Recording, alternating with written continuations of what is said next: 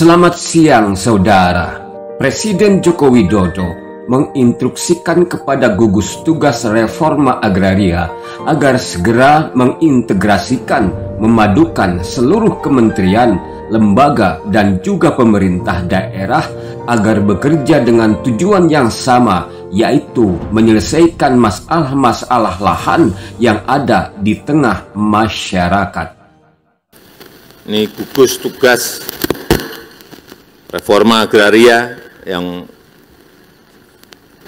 kita harapkan segera bisa mengintegrasikan, memadukan seluruh kementerian, lembaga, dan juga pemerintah daerah, semuanya bekerja dengan tujuan yang sama, menyelesaikan masalah-masalah lahan yang ada di masyarakat.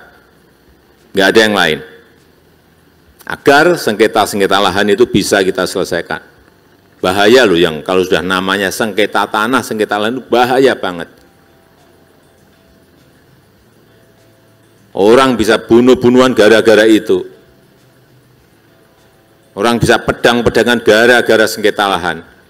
Antar kampung berantem bisa karena sengketa lahan.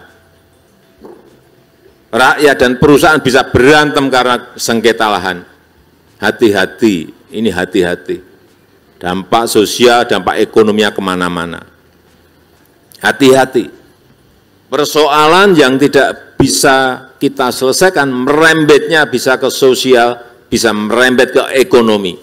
Demikian Presiden Jokowi menyampaikan hal itu dalam acara pertemuan gugus tugas reforma agraria 9 Juni 2022 kemarin di Sulawesi Tenggara. Dalam bekerja untuk menyelesaikan permasalahan sengketa tanah di tengah masyarakat agar hasilnya maksimal serta dapat dinikmati oleh masyarakat, Presiden meminta kepada seluruh menteri, pejabat pusat dan daerah agar melepaskan ego sektoral kelembagaan dan bersifat terbuka sehingga tidak menimbulkan kerugian kepada negara dan kerugian masyarakat akibat ego sektoral kelembagaannya tersebut. Kemudian yang kedua, saya ingatkan lagi, saya tidak bisa mentolerir terjadinya kerugian negara, terjadinya kerugian masyarakat yang disebabkan oleh ego sektoral dan ego lembaga. Enggak, itu sudah stop. Cukup, stop. Persoalan dimulai dari sini. Saya ingin tegaskan lagi permintaan saya kepada seluruh pejabat pusat maupun daerah, seluruh kementerian dan lembaga, pusat dan daerah, semua lembaga pemerintahan ini harus saling terbuka, harus saling bersinergi tetapi real tataran pelaksanaan. Semua lembaga pemerintah harus saling terbuka dan saling bersinergi.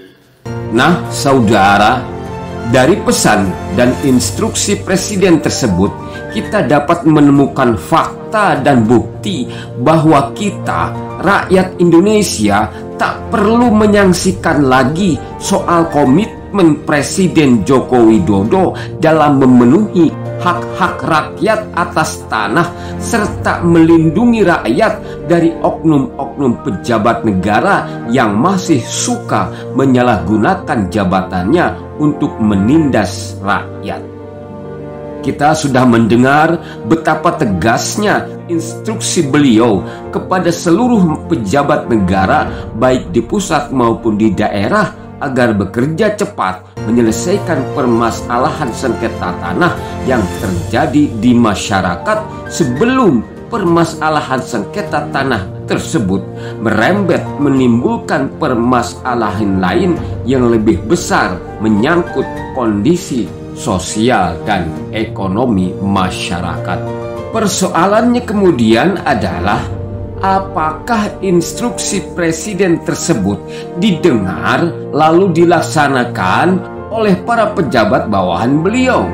Apakah Menteri Agraria dan Tata Ruang Kepala Badan Pertanahan Nasional selaku Ketua Gugus Tugas Reforma Agraria akan segera mengintegrasikan seluruh pejabat negara terkait, baik pusat maupun daerah, guna menyelesaikan persoalan-persoalan sengketa tanah yang berkembang di tengah masyarakat? Misalnya, akan segera menyelesaikan sengketa atau konflik tanah antara masyarakat pemilik tanah hak milik adat Kampung Bojong-Bojong Malaka atas nama Ibrahim bin Cungkir dan kawan-kawan dengan Kementerian Agama Republik Indonesia.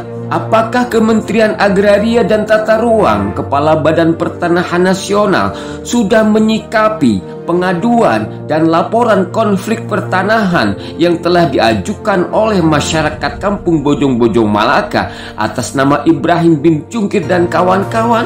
Apakah Kementerian ATR BPN berani menyatakan sertifikat-sertifikat hak pakai atas nama Departemen Penerangan atau RRI nomor 2 Curug 81 dan penggantinya nomor 1 C Salak tahun 95 dan penggantinya nomor 00001 C Salak 2007 adalah hasil manipulasi dan rekayasa?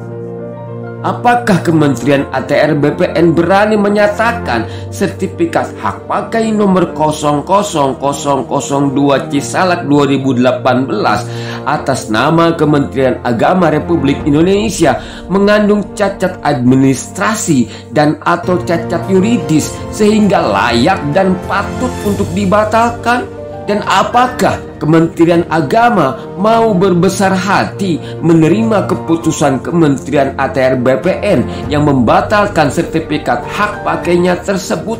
Apakah Kementerian Agama mau berbesar hati dengan mengakui kesalahannya menduduki, menguasai, dan menggunakan tanah hak milik adat Kampung Bojong-Bojong Malaka tanpa membayar ganti rugi kepada yang berhak, yaitu Ibrahim bin Cungkir dan kawan-kawan? Atau masih juga mempertahankan ego sektoral kelembagaannya dengan tetap mengaku berhak atas tanah tersebut, lalu mempertahankan pendapatnya dengan cara memanfaatkan lembaga peradilan untuk menyatakan sah sertifikatnya yang abal-abal itu, sebagaimana telah dilakukan oleh oknum pejabat Departemen Penerangan atau RRI pada masa lalu, memanfaatkan lembaga peradilan untuk mengesahkan sertifikat-sertifikat fiktifnya menjadi sertifikat-sertifikat hak pakai yang sah dan berkekuatan hukum.